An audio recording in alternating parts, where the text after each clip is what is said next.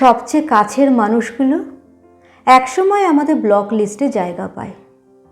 আমাদের জীবনে এমন কিছু মানুষ থাকে যারা আসলে বিরক্ত করে না। তারা মনের দিক থেকে ভীষণ রকম সরল হয়। কেন জানো? কারণ একটা সময় পর কিছু মানুষের প্রতি আমাদের আর মন থাকে না।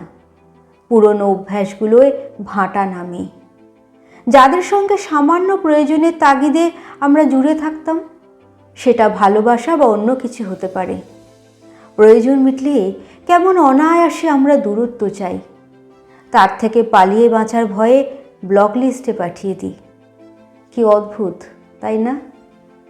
রাতে ঘুমানোর আগে নিজেকে একবার প্রশ্ন করে দেখো, একটা উত্তর আসবে।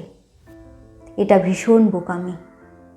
আসলে মন থেকে দূরে রাখলে কি আর ব্লক লিস্টের দরকার হয়? কলমে বিশ্বজিৎ হালদার, কণ্ঠে শ্রীপর্ণা।